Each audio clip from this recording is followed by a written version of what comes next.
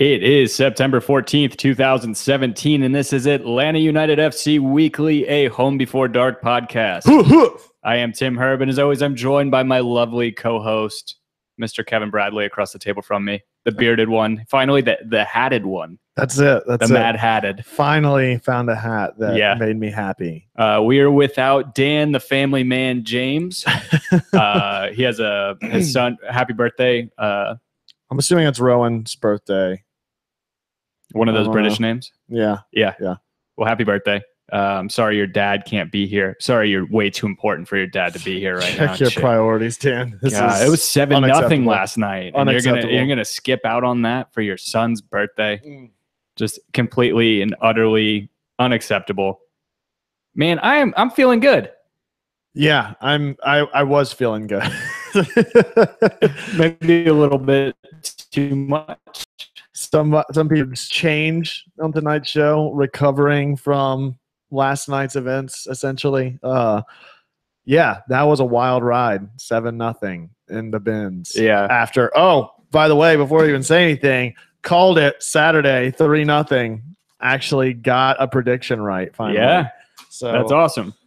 Yeah, crazy 2 games to open up the stadium. First of all, a big shout out to Mouths of the South. They just quoted our link, said they're pushing their start time to 9:30 because podcasts love. Oh, that's a lie. They're just unprepared. Oh, no. We're going into this 30-minute unprepared as all get out. I mean, we're without Dan James, our note taker. I feel like being prepared would almost be unprepared for us, because it's out of the norm to be prepared for this show. Yeah, for sure. Yeah, no, really, seriously, big shout out to them. Whether you guys listen to us first, them first, whatever, make sure you check out either one of us afterwards. Great show over there. I think they're going to be joined by Jay Riddle again tonight. Yeah. Eric and Josh. Who brought in the Golden Spike Saturday. Yeah, it's awesome. It was awesome. Yeah, our resident guest spot. Did you see the GoPro video that he did of the whole approach and all that? Yeah, it actually got picked up by another outlet too. Oh, did it? That's great. On Facebook. Yeah, it was really cool. Sorry, Kevin Brown. I talked about coordinating with him, having him come over tonight. Just the storm and everything. And I literally did not have. I mean, as if a 7-0 win wasn't great enough, I finally got power last night whenever I got home, and I was just elated to come in and actually have lights in the living room on. I thought I was going to have to blindly feel my way to the bed. That's always good, right? No, seriously. For any of you guys that were affected by Irma, I hope you guys are safe. Yeah, right. Pierce Hicks says Jay has no loyalty. You're damn right. The man just floats in and out. He's like Adam Vinatieri. So... No, seriously, for anybody that was affected, I hope you guys are doing well. Hope you guys all have power. I think some people in Atlanta still without power, if I'm not mistaken. Yeah, the other half of my neighborhood still doesn't, because, like I said, we had 2 big trees down on the lines that snap poles and stuff like that. So they actually got the bulk of it done last night, thank goodness. But there's still parts of my neighborhood, my boss's neighborhood, still doesn't have power down in South Atlanta. Yeah, it sucks. So. Like if you looked at the outage map, it was like a /. It went from southwest up to the northeast. Well, it was because of just the way that banding came across the city. It was like we were on that outer band that had all the worst storms and stuff on it. And plus, there's just so many trees out here. Yeah. You're talking about. I mean, I think Atlanta United probably had something to do with the power outage. Probably. Yeah, probably. Yeah, that 3-0 drubbing. Yeah, that we put on Dallas. Yeah, sabotage. Yeah, it was beautiful. Yeah, it was great. It was great. I narrowly made it to the game. Yeah. Because as of Saturday night, look, I've just had a run of sports great over the past couple of days. Clemson wins Saturday. Ugly game, but a win nonetheless. Ugly experience at Hudson Grill. Fix your kitchen. At least they made it right. Right. I mean, yeah, I guess that's so. Good. But yeah, so Clemson wins, and then Falcons win before the game starts on Sunday. But I thought the game Sunday was at 7:00, and we're talking about it Saturday, and you guys are like, what time are you coming out of the game? And I was like, I don't know, probably like 5 or something. And they're like, what? And so had I not said that, I would have been showing up, not even checking my phone after the game had already taken place. So yeah, barely made it, but it was a wild ride. It was a fun one to go to. Yeah, it was awesome. It was a great way to open the stadium. Aside from the fireworks, which they did not have last night. Yeah, I was very happy to come into the game. I got in there late last night. I'm having trouble navigating the atrium or the concourse whenever I walk in and seeing the numbers is like, because we're in 117. So it's like 101 to 116 to the left. And then I look over, it's like 134 to 126 is this way. I'm like, which way is the best way for me to go? Yeah, you're literally on the opposite side of it. I don't think there is a good way. No, there's not. So I definitely walked in on the wrong side. Luckily, mine is right there. Like I'm like last in, first out, basically. Yeah. Brittany S says that she's having trouble or problems with the stream on the YouTube app. Does anybody else have that issue? I know you're on the YouTube app right now. Yeah, it looks like it's frozen on my screen too. I don't know what's going on. Maybe some bandwidth issues or something on there. That's weird because I'm looking at the. Yeah, I'm not sure. Maybe YouTube is demonetizing us and strangling our bandwidth. We've got just so much support, they can't handle it. We will say, if you guys do have issues, the audio obviously goes up tomorrow on iTunes. You can always check it out there. So yeah, try that out. I just lowered the audio or the video streaming quality to see if that'll help. Okay, cool. Okay, first, and then another thing, Sunday, Angie and I got to meet. We got very lucky because we got to the game, and we've been trying to meet up with Jay. Yeah. At the streets in these streets at 285 Racer, who's been one of our biggest supporters, one of our first like kind of vocal supporters on this show, Jay, and he pointed you out in these streets a couple months ago. Scared the bejesus out of me. Yeah, no, and then come to find out, he bought a ticket. He was there by himself, and he was in our section, which is really cool. Finally got to meet him. Awesome dude. Go follow him if you like fun Twitter accounts to follow at 285 Racer. He actually showed up on the big board. Did you see that? No, I didn't. Yeah, so we had a couple people. Eric Quintana was the first one I saw up there. He's regularly up there now. Also, Dean Worley. He's been up there. What? Yeah, shout out to Dean Worley. He's another avid supporter. He clearly we are not tweeting enough from the show page. Yeah, whenever we're at the game. Yeah. Or maybe that's more a problem that all these other people are tweeting too much rather than watching the game. Nah, man, I was trying to get us up there. I tweeted a few times. I can't say I didn't take the bait, but no, it's great to meet him. Also met up with Kevin Brown, correspondent of the show. Jay Riddle is in the chat. I know. He's trying to steal content from us before they go live on Mouse of the South. Making sexy eyes in the live chat. Yeah, we are going to steal a topic really quick. Atlanta United has announced that we have broken the attendance record for Saturday. Yeah, already. Yeah, 69. Breaking news! Suck it, Mouse of the South. That's what you heard it here first. That's what you get for starting 30 minutes late. No, seriously. So, I'm all over the place. We got a couple things in the chat. Tiger Man 1143 as an Auburn fan. What's an offense? I'm right there with you, man. I'm an Auburn supporter, and Stidham did not look great, but he wasn't given a good game plan. Wasn't as bad as Florida. Yeah. And a couple other things. Let's see who else is in the chat. Yeah, I don't know. Talking about, is it safe to say that Assad is ATL's unique version of N'Golo Kante? I don't know if you know who N'Golo Kante is. This is where you and Dan would go on a 45-minute long tangent about EPL and all the sub-leagues. He's a small French midfielder who was the linchpin in Leicester City's surprise run 2 years ago. How could I forget? Yeah, he got bought by Chelsea, won the title with them last I know year. that name. He's awesome. Yeah, that is interesting. That is an interesting question. I mean, he doesn't play the same position, but at the same time, I would actually argue that Carmona is more of our linchpin in the midfield than Assad would be. Who gets a man of the match? That was from the wavy one. The man of the match last night. Is there a man of the match? I mean, Joseph obviously is going to be most people's bet 2 PKs, but I don't know, man. I would give it to Kevin Kratz, because do we have somebody to take free kicks now? Has that been? I really wish I had a soundbite of me like with the broken, like whenever my voice was breaking, where's Kratz from a couple weeks ago, because they put him in, and I know dude put in a beautiful free kick last night. It was awesome. Yeah. I might give it to Walks, because Walks is my boy, and see him get another goal, always psyched. Always psyched. And he just, I mean, that's a tough shot to take. He gets charged by the keeper and just puts it right in. He has no angle, goes opposite post. Does Neither it does Joseph on the first goal. Last night was half of those goals are like Assad's worm burner that makes it in somehow. Like all of those shots with impossible angles, it seemed like, that ended up going in, which was great. Yeah, it was awesome. Saw a lot of the video review last night, which we haven't really seen much of in game, and it has 2 huge deciding rulings last night. 2 weeks in a row, actually. Yeah. Really funny, funny comment. Seth Carter says Toledo is the man of the match, the referee. Yeah.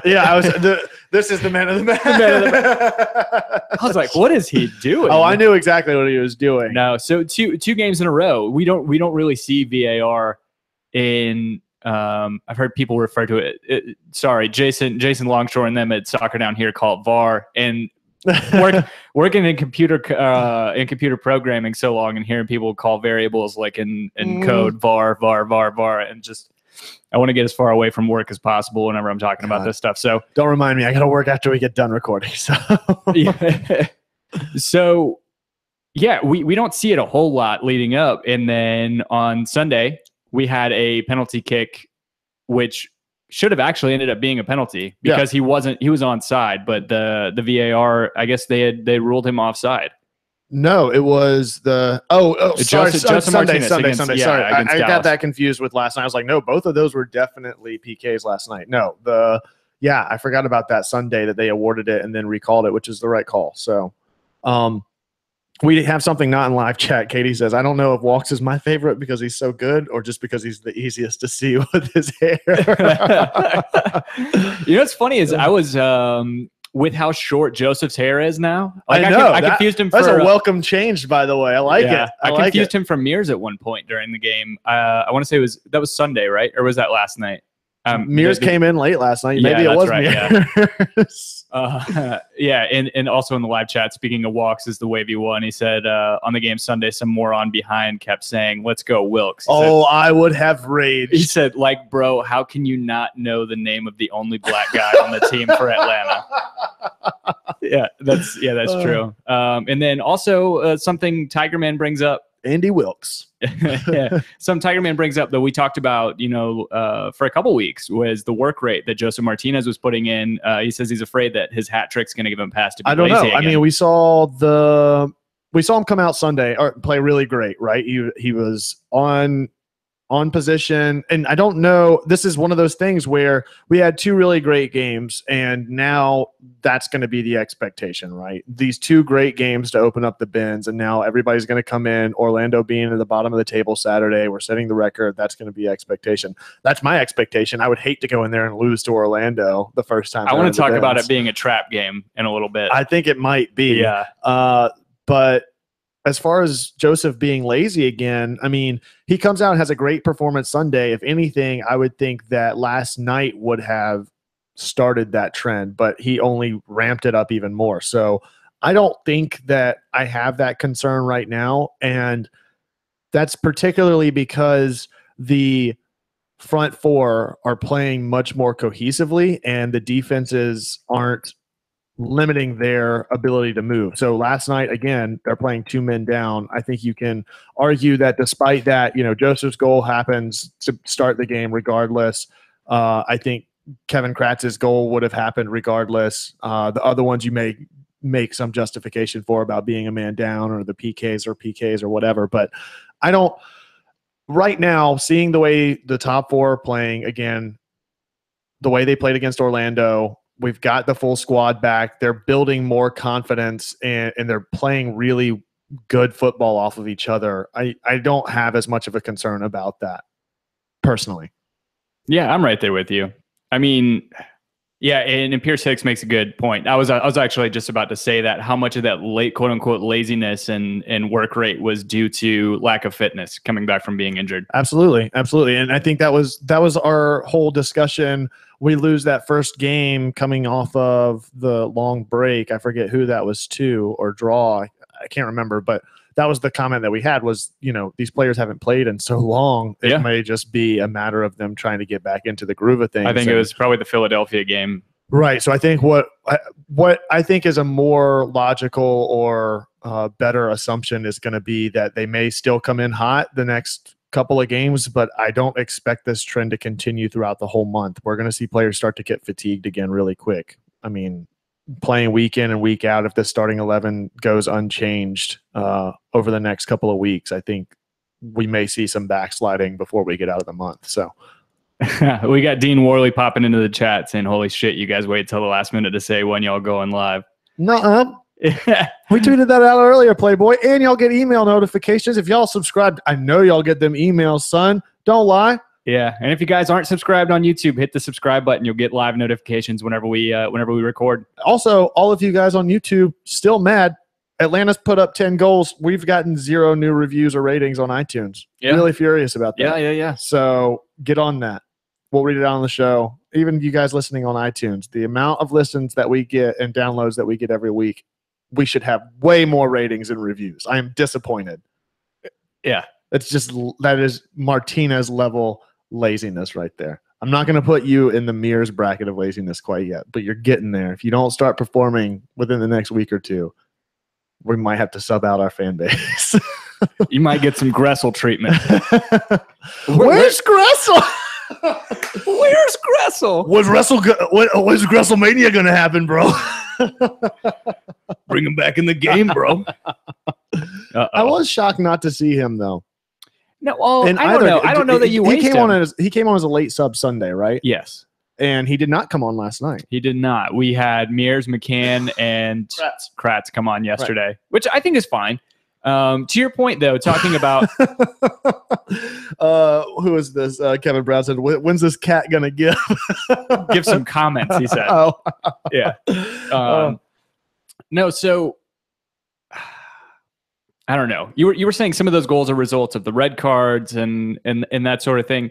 I still think it's like probably a 4-0, 5-0 affair if they don't. I agree. So I say you can maybe wash one of the PKs. I think one of those PKs are going to happen regardless. They were just all over the place inside the box. Joseph goal, keep that one. Keep Kratz's.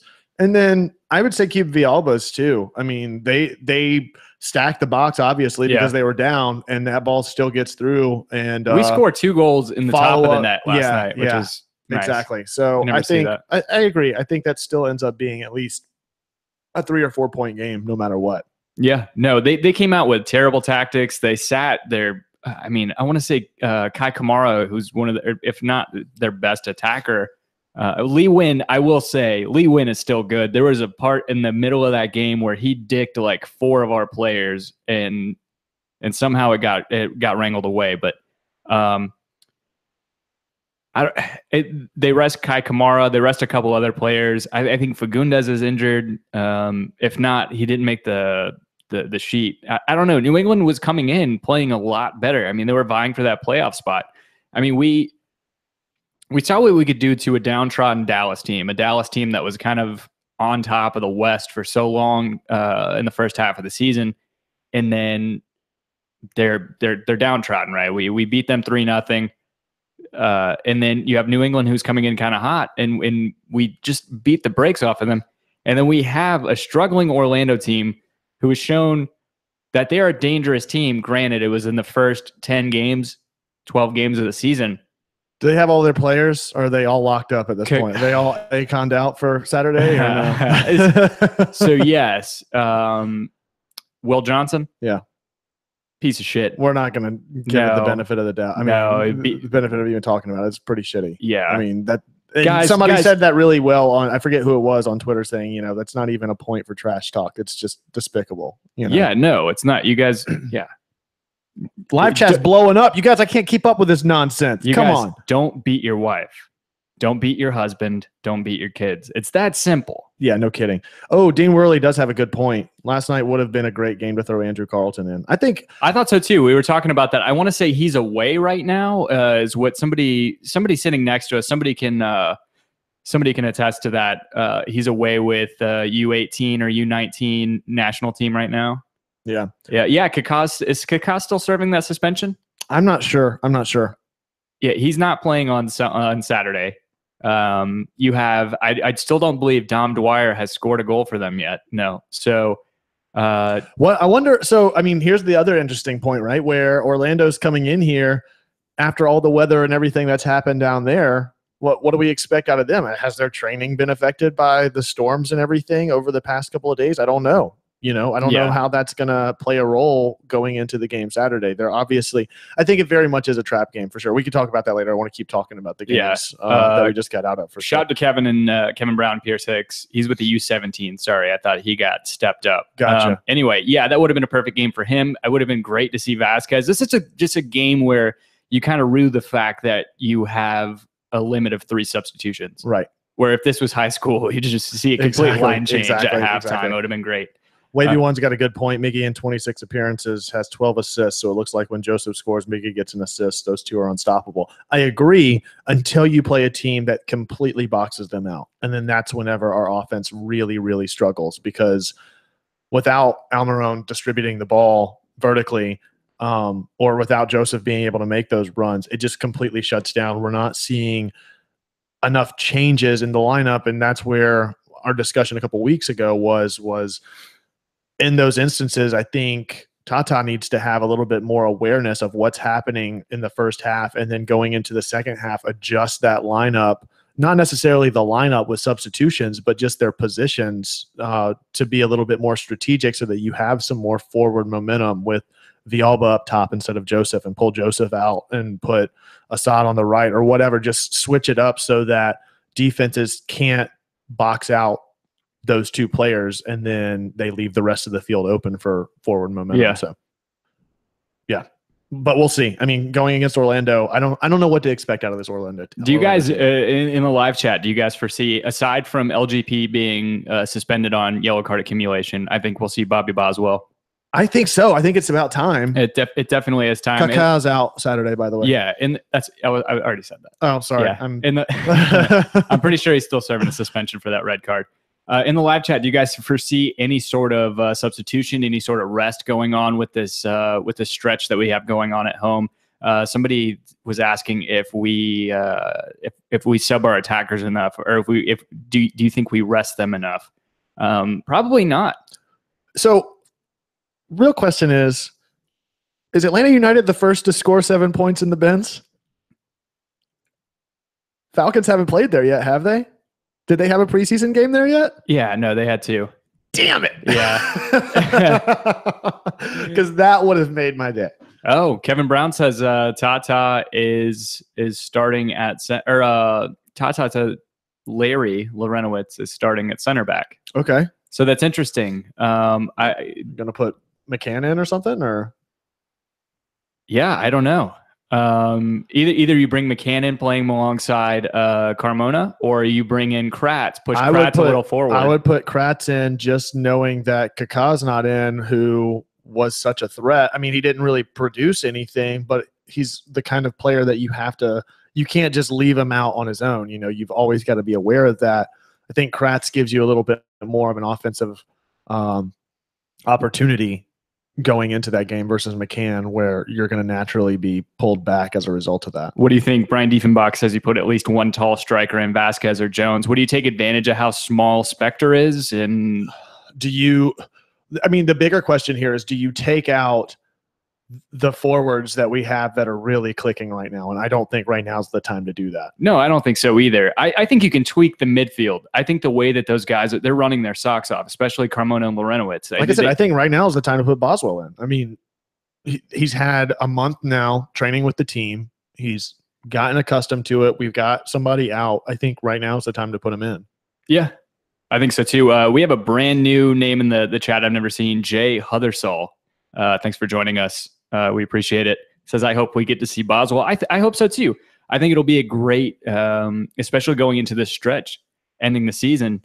I think it's going to be kind of crucial to make sure that we have that sort of depth, especially at center back. That's not something we've seen. We don't want to move Anton Walks back into the center.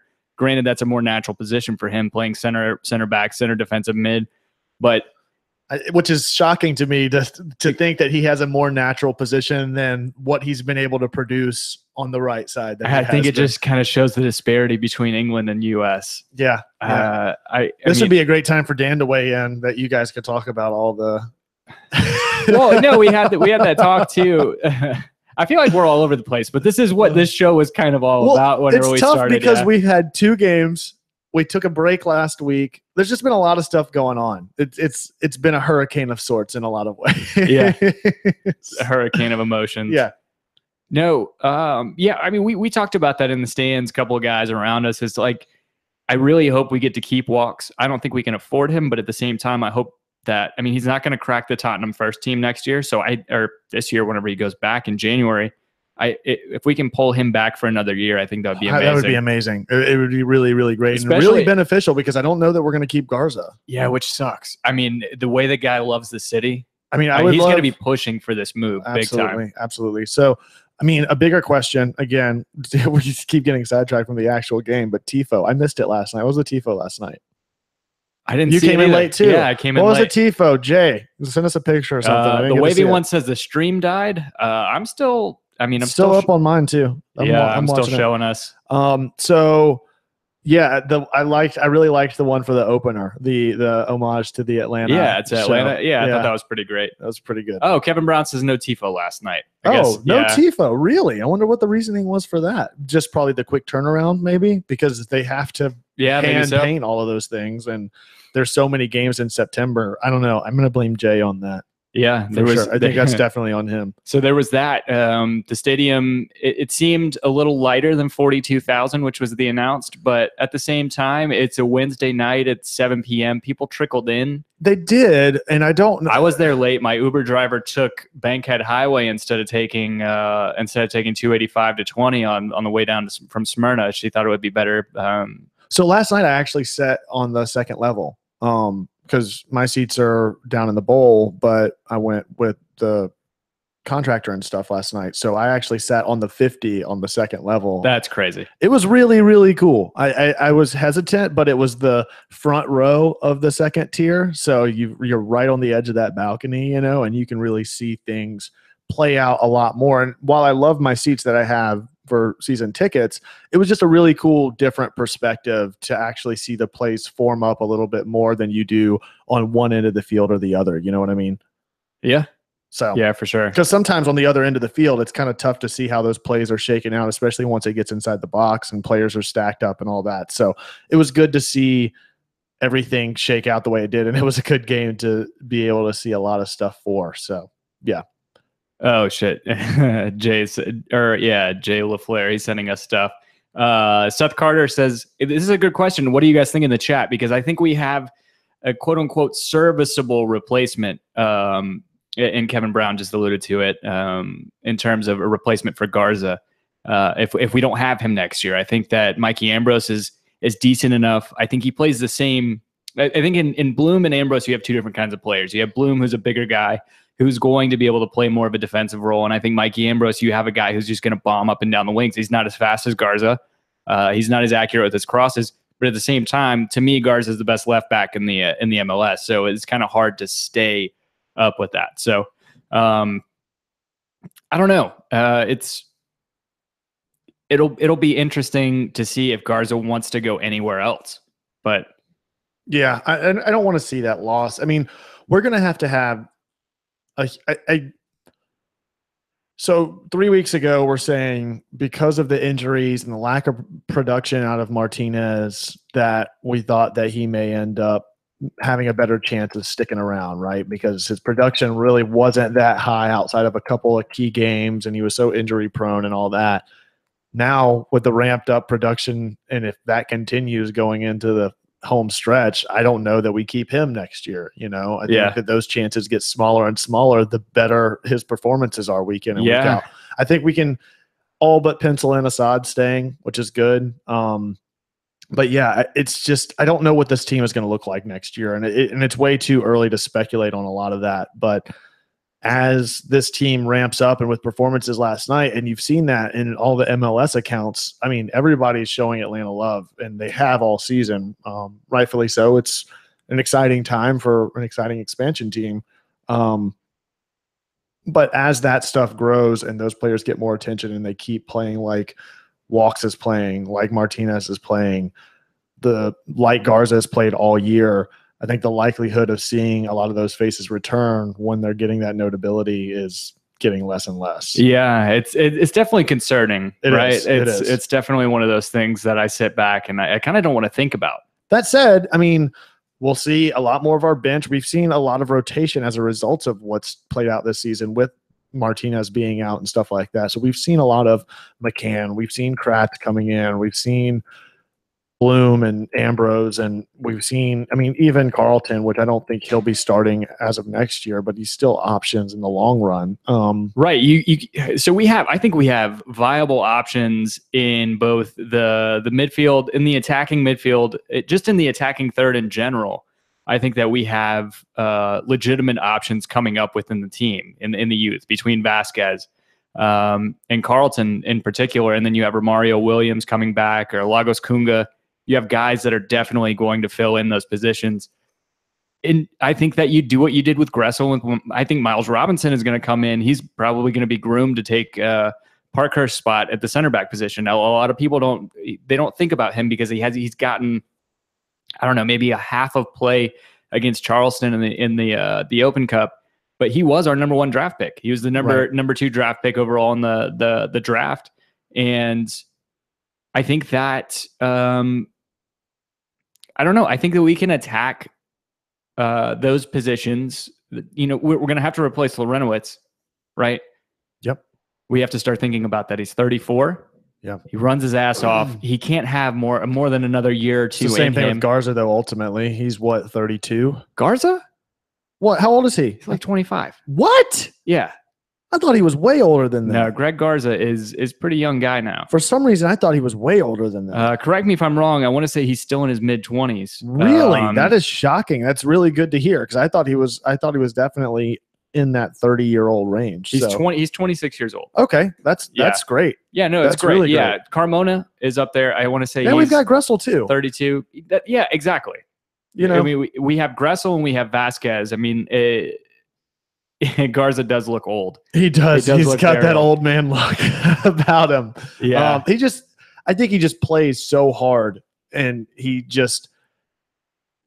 plays with the approach that a much older player would play with. And I'm not saying in pacing or anything like that. He's just much more aware and cognizant of his positioning and the way he doesn't, take dives every time you turn around. He's standing strong every challenge that he makes. He's not out there looking to get a call or anything. And he just plays his heart out week in and week out.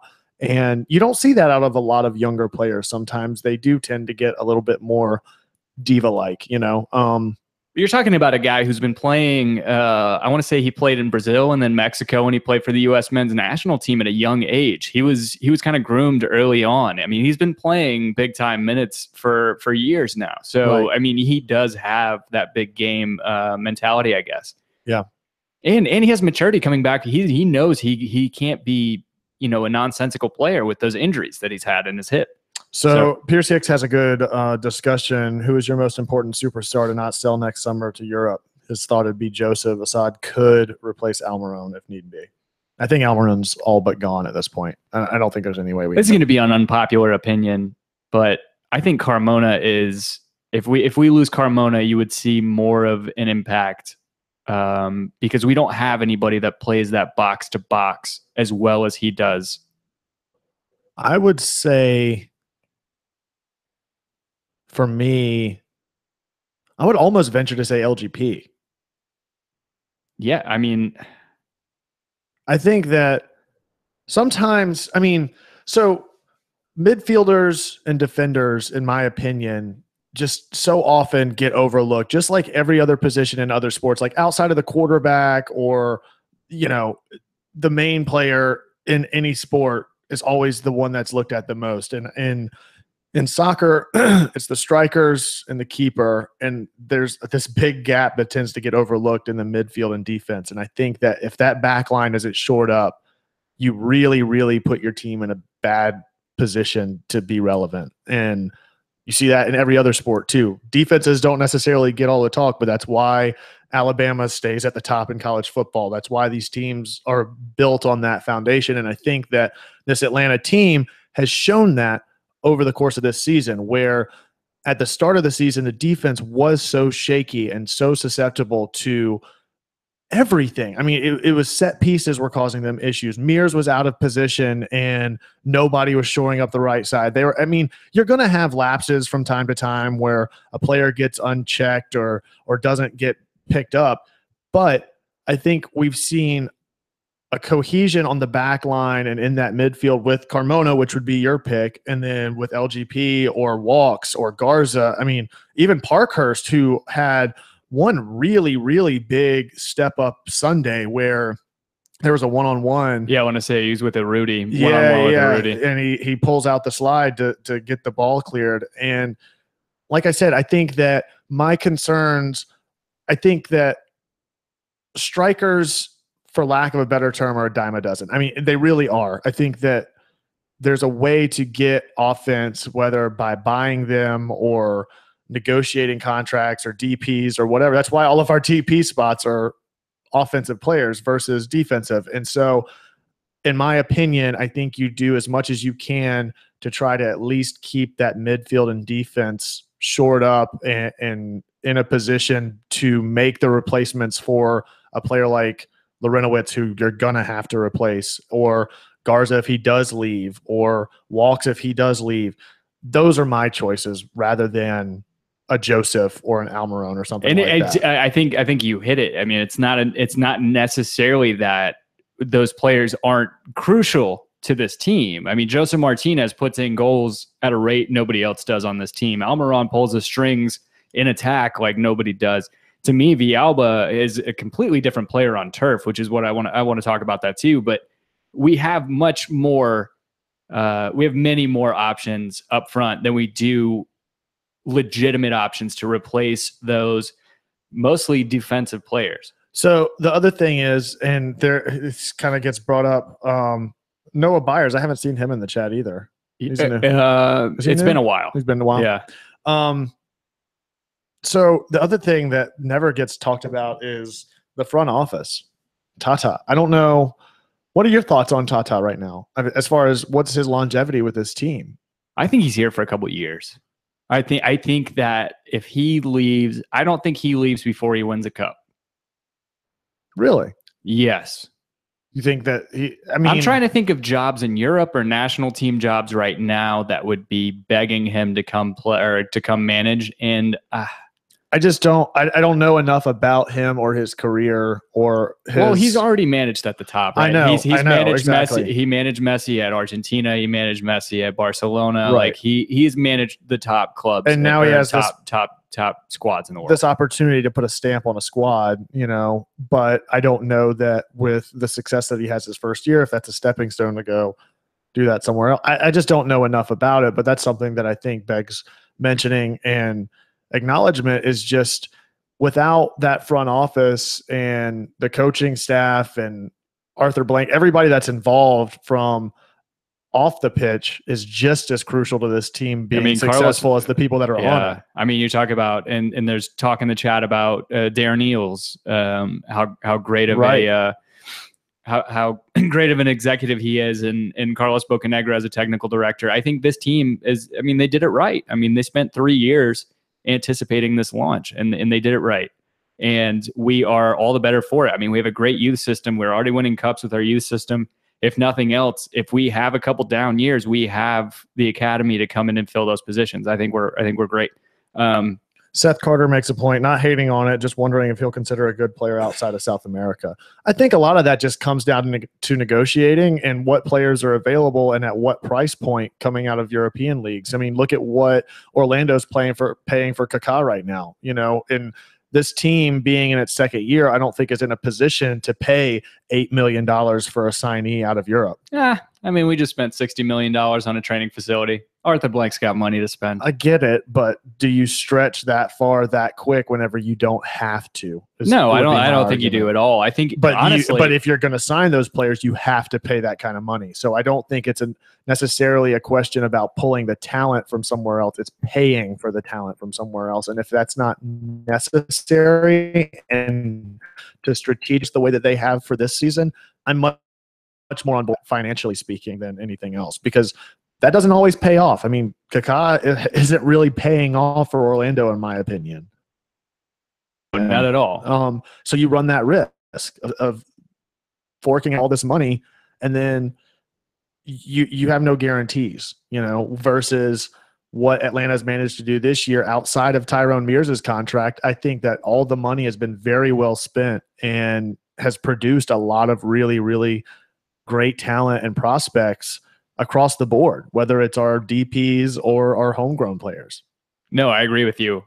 So Pierce Hicks makes a point about us going to Europe, that he wouldn't go to Europe to get an experienced player. We got Burnham, McCann, and Jones. But the thing is, if you watched enough Premier League or Championship, which is where McCann spent most of his time, neither of those were really that accomplished of players. True. So, I mean, there is a list of just, there are guys we can go after. I mean, Aaron Lennon's going to be on a Bosman transfer. Ashley Young. I mean, you got Glenn Johnson. We can go after Robert Huth, who is going to be a free agent, so to speak, at the end of the season. I mean, we could replace. There are plenty of guys out there that we can go and grab from England that are much better than the quality of Jones and McCann. So, or even the German leagues. I mean, that's where we pulled Kevin Kratz. I mean, Kratz and Gressel. No, Gressel came from Providence. We drafted him. I thought he was playing in Germany for some reason. No, Kevin Kratz was playing in Bundesliga 2. Maybe it was Kratz that I was thinking about. Yeah. So for some reason, I don't know why I thought Gressel was playing out of Germany for some reason.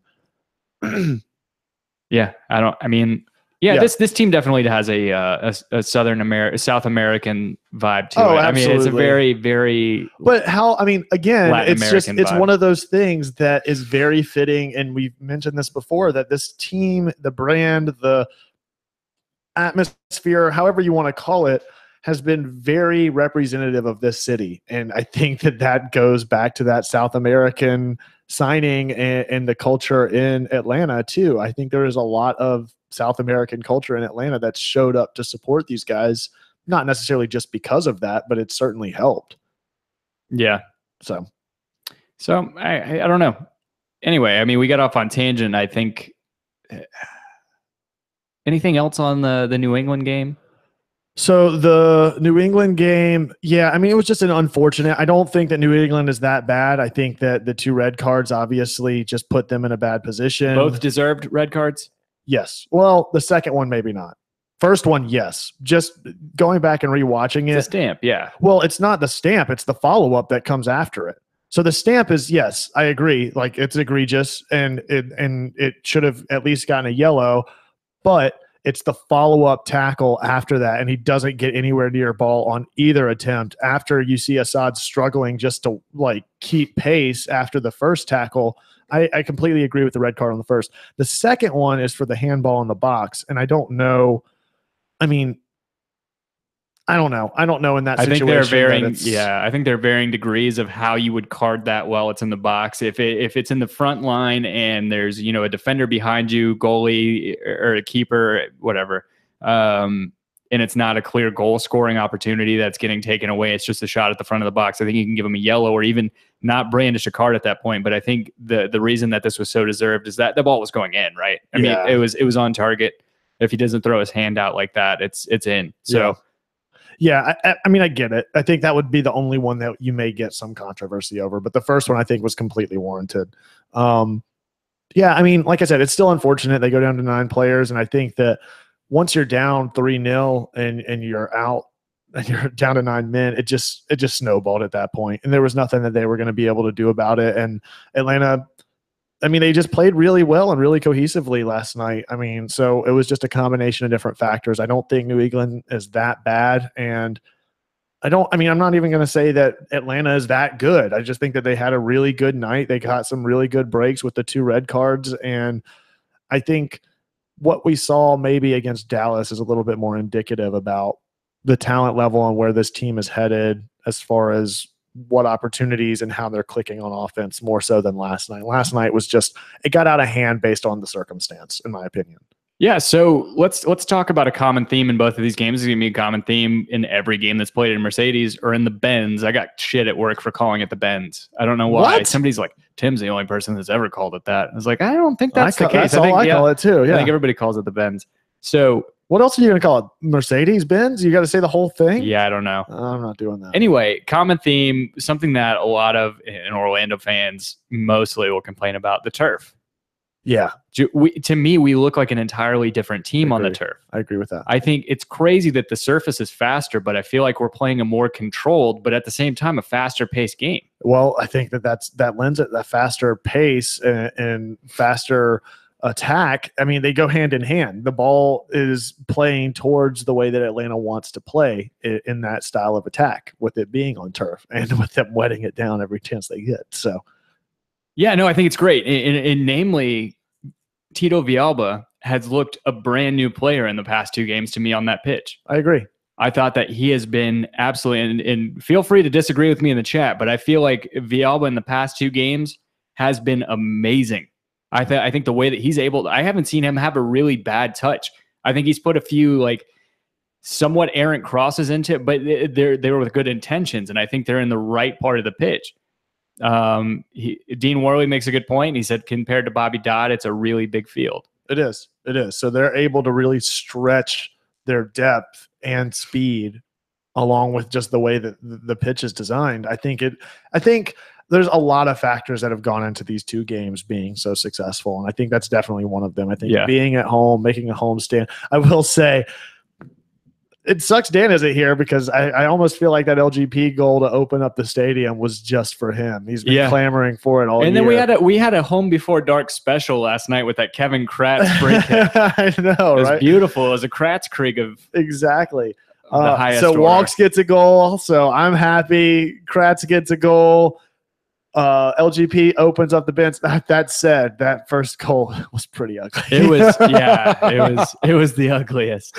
It was pretty ugly. However, the other goal scored by Garza in that game with the dummy by Martinez was pretty great. Yeah, no. So Kevin Brown, you bring up a great point. The relationship between Walks and Tito has been great. I think it's because Walks doesn't just blast up the pitch the way that Mears does, and they don't collide with each other as much. I think that they have those short passes going for each other.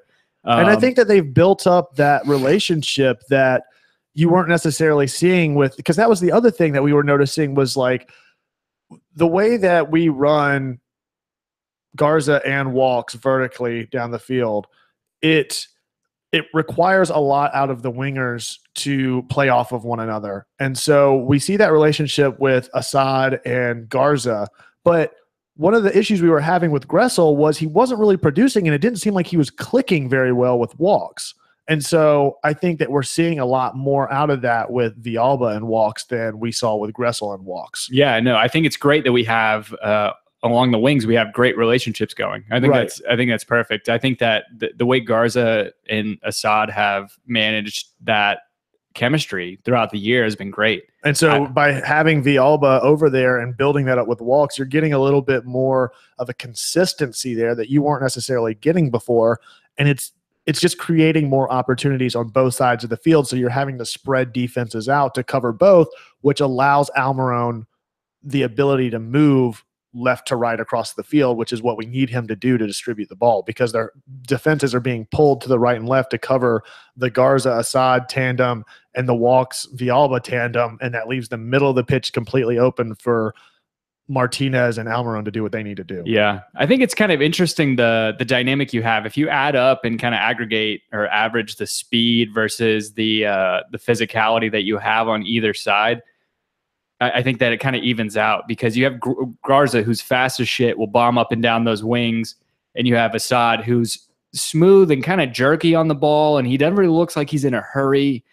You saw that even whenever he pulled the red card, he was like stutter stepping and like just dragging his feet. Yeah. Dude knows how to get fouled. Absolutely. And then you look on the other side of the pitch and you have Walks, who's kind of more methodical in his runs. and he's a bigger guy. And then you have Villalba, who's just looks like the most frantic player I've ever seen in my life. He's just a wild card. I mean, he really is. He is. Yeah, Dean, I'm pretty sure they announced that we've already broken the record and sold out for Saturday. I don't know if it's sold out. We've broken the record though. Okay, well then we've got to be pretty close because the record was 69 or 70. Yeah, capacity 71,000. Yeah, so we've got to be pretty close to selling it out. Another new face, Derek Creighton, asking if thanks for joining us. If McCann can fill in at left back going forward, he did look comfortable. As Jay Huthersall alludes to in the chat, he looked fine. I thought it was a little concerning. I was like, well, not concerning because we're up 4-0 going into the second half, but seeing McCann out there, it's like, that's really the sub that you're going to make. I agree. But I think it is kind of telling that he is vetting out McCann more than he is somebody like Kenwyne Jones, who he's going to probably let go. I think you might, just because he's a utility player. I know he hasn't played a whole lot, but he can fill in central mid, whether it's holding, whether he's pushing up, playing attacking, or playing in the left back position. I think McCann is a decent enough utility player. I think he's with the team next year.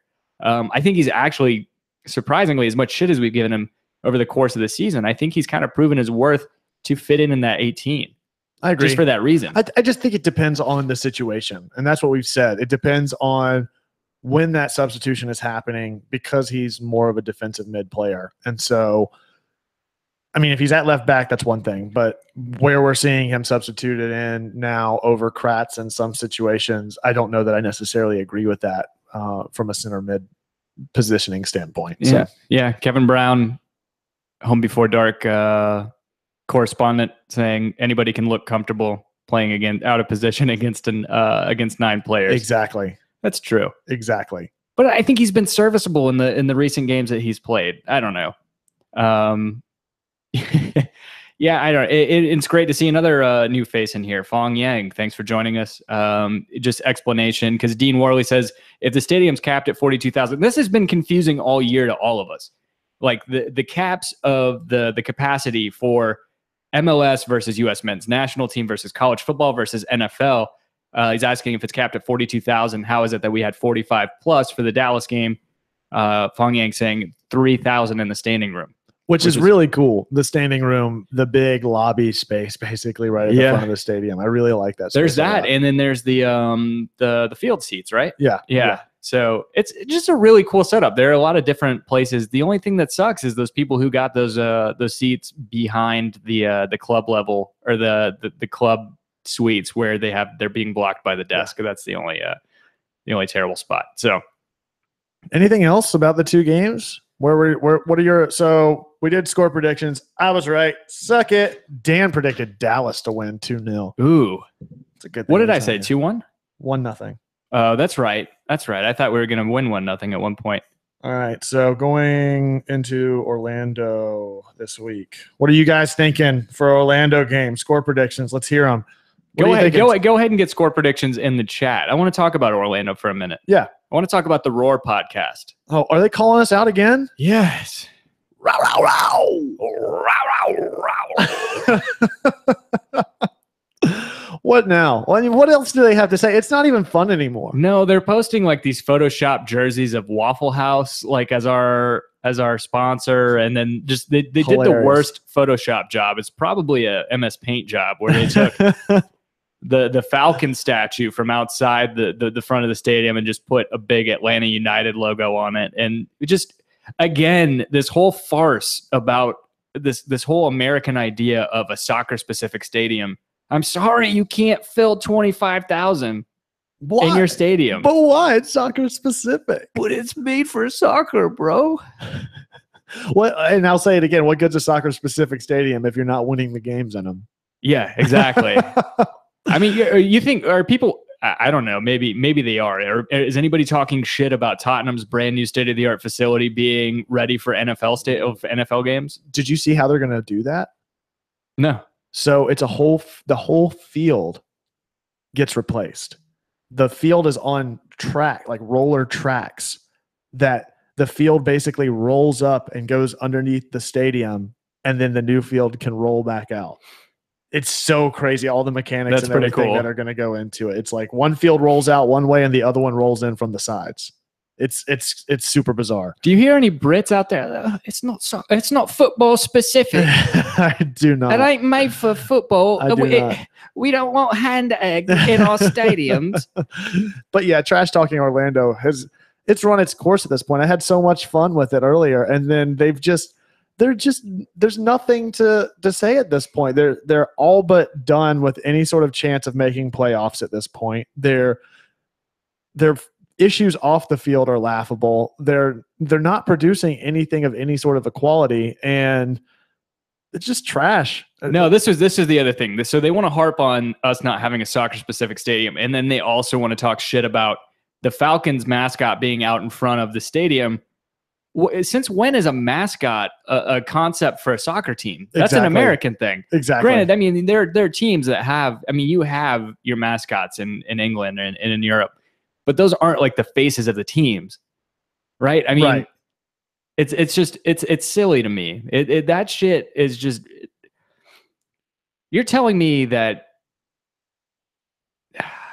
I don't know. This whole soccer specific thing just grinds my gears. Like, I don't remember I don't hear so many people talking shit about New York City, NYCFC playing in Yankee Stadium. No. Or Seattle Sounders playing on turf. Wait, what? They play on turf?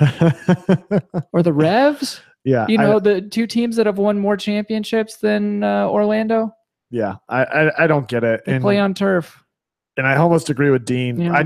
I hate Orlando so much, so that's why I'm going to say it's the rivalry over DC. The DC loss just hurt more than it would hurt to lose to Orlando. I almost feel like if we do lose, that's good. They need that way more than we do at this point on Saturday. Yeah. So what are you thinking? What's your score prediction for Saturday? I think it's 3-1 us. 3-1. Yeah, really? Yeah. I think we get Almiron back on the score sheet. Yeah. And then I think Villalba and Joseph score. Katie makes a good point. That Falcon does wear the Atlanta scarf. He knows what's up. Very much so. They got a custom wide built scarf just for the Falcon out front. How long until that thing gets snatched down by an Orlando fan? Yeah. See, that's the thing. Okay, so that's the other thing that really bothers me, and I shut some people up on Facebook about it on the MLS. So MLS has been very, very vocal in hyping up the Bends. Yeah. On all their social media outlets. And they were talking about it. And then, of course, you see salty Orlando fans and they're talking about how it's a football stadium and they don't even really care. I was like, you haven't stepped foot into the stadium. No. And if you have, you're blind because everything has a double logo lockup on it. You have the sweet seats. Everything. It's Atlanta United, Mercedes-Benz logo, and then the Falcons logo all stitched together. You have Atlanta United everywhere. And it's not just something slapped on. Everywhere. It is literally brandished into everything. It's not just something just because that game is going on. It is a part of that stadium. This team, if this team was an afterthought, why did our fucking training facility cost almost as much as some of those soccer-specific stadiums out in USL and in MLS? I mean, it's ridiculous to me. Exactly. So before I do my score prediction, I don't want to lose the ones that we've got in the chat. Looks like I'm sorry, Orlando City, their beautiful, amazing state-of-the-art stadium cost $155 million to make. That's almost only our training facility was almost half of what your whole stadium cost. Are you fucking kidding me? It probably still has better talent in and out of it every day than their stadium does. So score predictions: Pierce Hicks 3-0. I'm assuming all these 3-0, 4-0, 2-0 are all for Atlanta. So Fong Yang 4-0, Matthias Ortega 2-0, Kevin Brown 4-1 Atlanta, Jay Huthersall 2-1, Seth Carter 2-1, Brittany 4-0. Seth Carter said 4-1. I want to get that straight for the record, not 2-1. What? You just said 2-1. You read it wrong. No, I said Jay Huthersall said 2-1. Yeah, you said Seth Carter. You said 2-1. My fault. Dean Worley 3-1 Atlanta. I'm gonna go 2-1 Atlanta. Okay, who scores? I think Dwyer scores for Orlando, and for us, I'm gonna say Almiron and Martinez. Okay. Goal of the week. I didn't look at any of them outside of ours. I got enough last night. Atlanta goals of the week between Dallas and Kevin Kratz's free kick. Will take that hands down. Okay. Me. I mean, I think you can. That's the first time is that the first time we scored on a free kick? Noah Byer says 4-1 to a United. Dean Worley 3-1. Did you get him down already? I did. Okay. All 4 goals before half. That's bold. Yeah, that's really bold. I could see Orlando maybe getting a red card out of frustration this game. I think this could be a game that they're without Will Johnson. They're without Kaká. You have a really struggling Dom Dwyer, Kyle Larin partnership that doesn't really seem to be doing much. Right, and then all the frustrations having lost 2 games late to us already, and then the way their fan base is going to try to make this into something that clearly Atlanta has already snuffed out. So shout out to Jay LaFleur at 285 Racer saying 2 different scarves on the bird at the stadium. One's red, one's black. Really? Yeah, I did not know that. I didn't catch that. No. Yeah, Fong Yang, I'm with you. I think that Martinez's first goal against New England last night was the best goal of the week. The impossible angle for sure. Exactly. Yeah. Whenever he took that breakaway, I was like, oh, well, this is a wash. No way is he going to put that in, and then just skies it right into the top of the net. Yeah. I also just part of me wants to say walks. I just love seeing that guy do good and getting that goal. But I mean, just seeing a good free kick goal out of this Atlanta team, which we just do not see, and out of a substitution. That's Joseph's expected. He's scored that exact same goal 2 other times this season. I think against Columbus on one occasion. Yeah, and I think one of them was against Chicago, right? Didn't he have one of those that he or against Minnesota? Maybe I don't remember, but like I said, I just, for me, if it's going to be goal of the week, to see Kevin Kratz show up and do a free kick. It was awesome to see him. That was just a really, really good goal for me. Yeah, no, I agree with you. Just on this note, I believe Giles Barnes has more goals than Dom Dwyer in the past 6 weeks since Dom Dwyer came to Orlando. Giles Barnes sucks, by the way. Yeah, I don't know. Well, Dean Worley's right. If we don't hear a DUI chant ringing out throughout DUI Viking clap. D, U, I. I think that would be amazing. I think we tried to get that. Last night we had a couple guys around us doing, we want 5. And then once we got 5, it was, we want 7. And then double digits. That's great. Brian Diefenbach, 3-1. Get it down. Anything else? I'm stoked. I'm bringing my brother to the game. It's his first time going to a game. He's been in Australia for the past year and a half. So it's going to be awesome, man. It is. And it's one of those games. I'm really psyched because I've been able to avoid having to choose between United and Clemson. And so with their game at 4 and then Clemson Louisville is at 7. So I'll be good to go. Yeah. Yeah. We're not watching that at Hudson Grill this week. No.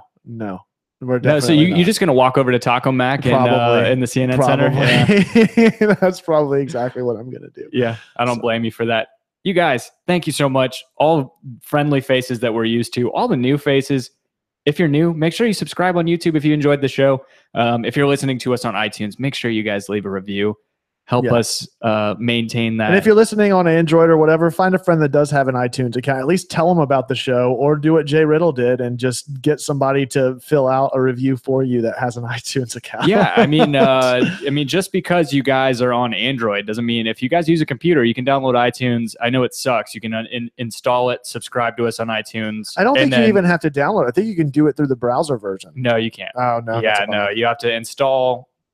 And then subscribe, hit the 5-star, give us a review, and then you can uninstall it. Get rid of it. It's no good to you anymore. Oh yeah, Fong Yang says, "Did you get your free burrito from Moe's?" I told you I did enough. I felt sick enough to my stomach after how much I drank last night. Moe's was the last thing I wanted to add on top of it. It was very unfortunate for me. I work out in Conyers, which is Metro. It's not inside the city, and I don't think I had the app installed early on. So I'll be looking for that discount on Sunday. Even though Willie's all the way, I'm so surprised to see so many Atlanta fans and Atlanta residents championing Moe's. Maybe it's just because it was an almost free burrito. But Willie's Yeah. is so much better than Moe's. I agree with that 100%. So Yeah. thanks for checking us out, guys. Like I said, if you do leave a review, we will read it on the show and give you a shout out. And it's been great. I think this is probably the most active we've seen the live chat in a couple weeks. So it's good to see some new faces and some familiar faces too. So thanks for checking us out. You can find both of us on Twitter. You can find Dan as well at DNJMS. Tim, where can they find you at? You can find me at Tim Herb. You can find me at The Architect. That's at _ARC, the number 1 TECT. You can find us collectively at Home Before Dark. That's before spelled B and the number 4. Thanks for checking us out. We love the hell out of you guys. You make it worth it each and every week. That's why we do it. So we'll see you next week. As always, be home before dark. Bye, guys.